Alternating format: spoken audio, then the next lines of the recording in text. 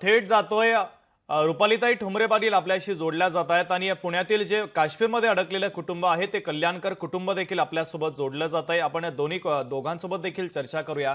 रुपालीताई, मगाशी आपण चर्चा करताना ज्या कुटुंबाचा मी खऱ्या अर्थानं उल्लेख केला होता, हे कुटुंब देखील काश्मीरमध्येच अडकलेलं आहे. त्या कुटुंबाला तुमच्याशी बोलायचं आहे. त्यांना मदतीची गरज आहे. त्यांनी महाराष्ट्र सरकारकडे देखील मागणी केलेली आहे. एक सामाजिक कार्यकर्ता, राजकीय कार्यकर्ता म्हणून देखील त्यांना तुमच्यासोबत संपर्क साधायचा आहे. मी मगाशी तुम्हाला म्हटलेलं होतं की त्या कुटुंबाचा तुमच्याशी संपर्क करून देऊ. ते कुटुंब आता आपल्यासोबत उपस्थित आहे आणि त्यांना काही मागणी तुमच्याकडे करायची आहे, कारण ते घाबरलेल्या अवस्थेमध्ये आहे, भीतीचं वातावरण आहे, महाराष्ट्रात येण्यासाठी प्रयत्न करत आहेत. अगदी कल्याणकरजी, विनंती आहे, रुपाली ठोंबरे पाटील आपल्यासोबत जोडलेला आहे, तुम्ही त्यांच्याशी थेट संवाद साधू शकता. ताई नमस्कार, कल्याणकर बोलतोय. नमस्ते नमस्ते भाऊ. ताई आम्ही आलेलो होतो, तर म्हणजे 7 दिवस झाले आम्ही इथे आहोत आणि अजून 3 दिवसाचा कार्यक्रम आहे आमचा. पण आता आम्ही सगळे साईट सीइंग वगैरे सगळं आम्ही आता बंद केलेलं आहे, परिस्थितीच गंभीर आहे. आम्ही आता राजबाग एरिया म्हणून जो आहे श्रीनगरचा, तिथल्या एका हॉटेलमध्ये आहोत. ऍक्च्युली इथे खूप सुरक्षित वातावरण आहे, असं काही आम्हाला तणाव जाणवत नाहीये. पण आमच्या बरोबर काही स्त्रिया आणि आणि काही लहान मुलं आहेत. त्यामुळं थोडंसं असं वाटत होतं की आम्हाला आमचं फ्लाईट रिशेड्यूल व्हावं अशी आमची इच्छा होती. त्या निमित्ताने आम्ही लोकशाही चॅनलला पण संपर्क केला होता आणि पुण्यामध्ये आपले मोहोळ साहेब आहेत, त्यांच्या पण कंट्रोल रूमला संपर्क केला किती होता. जण आहात कल्याणकर भाऊ त्या तुम्ही? दृष्टीने आमचे किती जण प्रयत्न आहात आम्ही 12 लोक होतो. कल्याणकर भाऊ? तुम्ही किती जण आहात? 12 किती?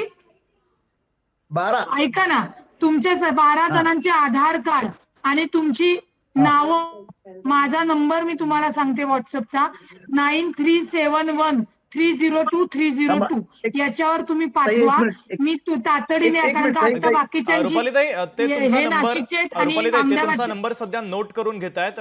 1 मिनिट थांबा, ते तुमचा नंबर नोट करून घेतायत जेणेकरून तुमच्याशी संपर्क साधता येईल. आता रिपीट करा नंबर प्लीज. 93 93 93 71 71 71 हो 71 बरोबर 302 302 302 परत 302 9 परत 302. ओके, परत 302. तुम्ही सगळे पुण्याचे आहात कल्याणकर भाऊ? हो, आम्ही सर्व पुण्याचे आहोत ताई. आम्ही सिंहगड सिंहगड रोड परिसरात कल्याणकर राहतो. भाऊ, आनंदनगर आणि धायरी परिसरात राहतो ताई आम्ही. अजिबात घाबरू नका. मी इथं अजिबात घाबरू नका. मी इथे श्रीनगर मध्ये आहे. मी आपले जेवढे पर्यटक आहेत, महाराष्ट्रातील असू द्या, पुण्याचे असू द्या, नाशिकचे असू द्या, अहमदाबादचे असू द्या, मी आता सरकारशी बोलून जास्तीची विमानं, अजितदादांशी सुद्धा माझा फोन झालेला आहे, ते जास्तीची विमानं इथं आपल्याला पाठवतायत. तुम्ही तुमच्या 12 जणांचे आधार कार्ड मला पाठवा, नावं पाठवा आणि त्या नंबरवरनं मी तुमच्याशी कॉन्टॅक्ट लगेच करते. हे आपलं लाईव्ह संपलं की मी डायरेक्ट तुम्हाला फोन लावते. मला फक्त मोबाईलवर तुम्ही हाय वगैरे करा, म्हणजे मला तुमचा नंबर मिळेल. हो, धन्यवाद ताई, धन्यवाद. करतो मी लगेच. अगदी रुपालीताई, कल्याणकर कुटुंब तुमच्यासोबत संपर्क साधेलच, मात्र 302 व्हॉट्सअपच कॉल लागतोय फक्त माझा. व्हॉट्सअप कॉल लावा. कल्याणकरजी फक्त व्हॉट्सअप कॉल करा, कारण नेटवर्कचा प्रॉब्लेम त्या ठिकाणी आहे. व्हॉट्सअप कॉल करण्याची विनंती त्यांनी केलेली आहे. मात्र रुपालीताई, कल्याणकर कुटुंबाला पुण्यामध्ये आणण्यासाठी तुम्ही अजित पवार यांच्याशी संपर्क साधणार आहात का?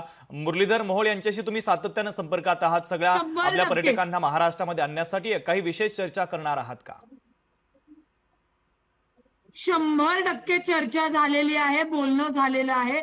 जेवढे महाराष्ट्रातील माझे पर्यटक बंधू भगिनी इथं आहेत, त्या सगळ्यांची सोय पुण्यामध्ये आजच्या आज जाण्यासाठी, किंवा जे काही नाशिकला असेल किंवा थेट श्रीनगर फक्त इथनं सोडणं गरजेचं आहे. श्रीनगरवरनं डायरेक्ट मुंबई गाठण्यासाठी विनंती केलेली आहे आणि आम्हाला जास्तीची विमानं इथं देण्यासाठी सांगितलेलं आहे. मी तुमचे खूप आभार मानते लोकशाहीचे, कारण का ही लोक कुठे अडकलेली आहेत, त्यांच्याशी आमचा संपर्क होत नाहीये, आमचा मोबाईल नंबर त्यांच्याकडे नाहीये. त्याच्यामुळे जेवढे तुम्ही आम्हाला कनेक्ट करून देताय, ही सगळी लोक तुम्हाला संध्याकाळपर्यंत आपल्या महाराष्ट्रात. रुपालीताई, लोकशाही मराठीच्या माध्यमातून अडकलेल्या पर्यटकांसाठी तुम्ही काय आवाहन कराल? मी अडकलेल्या पर्यटकांना एवढंच सांगेल, घाबरून जाऊ नका, परंतु आता फिरू पण नका. कारण का जो दहशतवादी हल्ला झालेला आहे पूर्ण जम्मू काश्मीर हळहळ करते. लोकल इथे सगळ्यांनी बंद पुकारलेला आहे. तातडीने श्रीनगर सोडणं गरजेचं आहे. मिलिटरी रस्त्यावर उतरलेली आहे. तुम्ही सुरक्षितपणे विमानतळावर पोहोचून विमानं पकडून आपापल्या घरी आपण सुखरूप पोहोचणं गरजेचं आहे. कृपया घाबरून जाऊ नका. लहान मुलांची काळजी घ्या आणि खास करून महिलांची सुद्धा काळजी घ्या. त्यांना घाबरून देऊ नका. आपण इथनं सुरक्षितपणे श्रीनगरमधनं बाहेर पडणार आहोत. आपलं सरकार आपल्या सोबत आहे. काळजी करू नका. अगदी रुपालीताई, या सगळ्या अडकलेल्या कुटुंबांचा संपर्क लोकशाही मराठी तुमच्यासोबत करून देतोय. नक्कीच तुम्ही यांना सगळ्यांना मदत कराल अशी अपेक्षा आहे. तुम्ही लोकशाही मराठी सोबत संवाद साधला आणि मदतीची ही भावना दाखवलेली आहे त्याबद्दल धन्यवाद. तर पुण्यातील पर्यटक श्रीनगरमध्ये अडकलेले आहेत. लोकशाही मराठी महाराष्ट्रातून जेवढे पर्यटक काश्मीरच्या ज्या भागात अडकलेले आहेत त्यांच्यासोबत संपर्क करते आणि त्या पर्यटकांचा संपर्क महाराष्ट्र सरकार सोबत करून देते, सामाजिक कार्यकर्त्यांसोबत, काही राजकीय नेत्यांसोबत करून देते की जेणेकरून त्या सगळ्या पर्यटकांना सुखरूपपणे महाराष्ट्रामध्ये आणता येईल. यासाठी एक माध्यम म्हणून, एक जबाबदारी म्हणून लोकशाही मराठी हे सगळं कार्य करते. मात्र ही महत्वाची अपडेट देखील आपण पाहतो. अनेक पर्यटक अडकलेले आहेत. विमानांची सोय करण्याचं आश्वासन सुद्धा थोड्या वेळापूर्वी लोकशाही मराठी सोबत बोलताना राज्याचे उपमुख्यमंत्री एकनाथ शिंदे यांनी दिलेलं होतं आणि त्यानंतर आता विमानांची सोय देखील या पर्यटकांना महाराष्ट्रामध्ये परत आणण्यासाठी केली जाते. लोकशाही मराठी सोबत बोलताना राज्याचे उपमुख्यमंत्री एकनाथ शिंदे यांनी जे मदतीचं आश्वासन दिलेलं आहे आपण पुन्हा एकदा ऐकूयात. केंद्र सरकारने आणि आपल्या जे काही सीमेवर काम करणारे आपले जवान आहेत त्यांनी ही बाब अतिशय सिरियसली घेतलेली आहे आणि त्यामध्ये 2 अतिरेक्यांना मारलं देखील आहे, त्यांना कंठस्नान देखील घातलंय. त्यामुळे कुठल्याही परिस्थितीमध्ये हे जे काही आहे म्हणजे नावं घेऊन, नावं विचारून त्यांना गोळ्या घातल्या, हा अतिशय निंदनीय प्रकार आहे. आता यांना सोडलं जाणार नाही हे निश्चित आहे आणि म्हणून या काश्मीर खोऱ्यातलं समूळ दहशतवाद्यांचं उच्चाटन हाच आपला एक अजेंडा असणार आहे.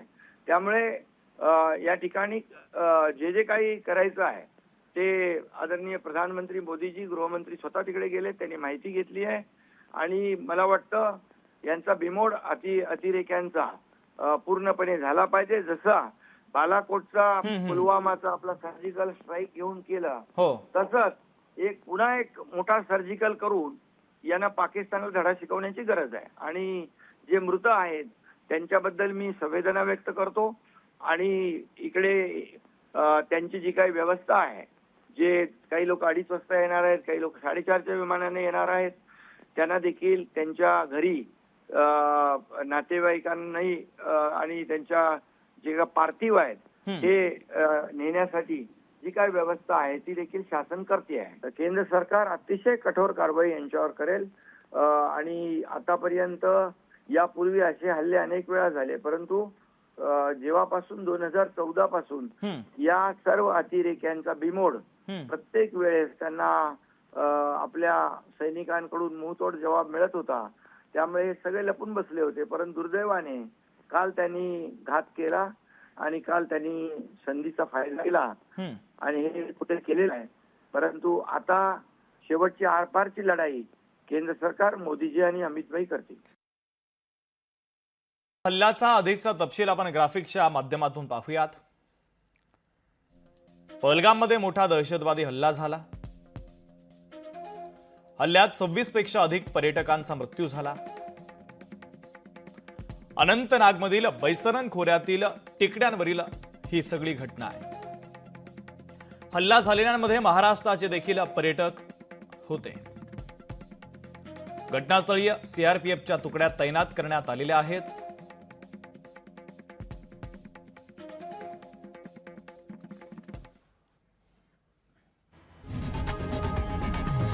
लोकशाही मराठी ऐका, पहा, जागरूक रहा.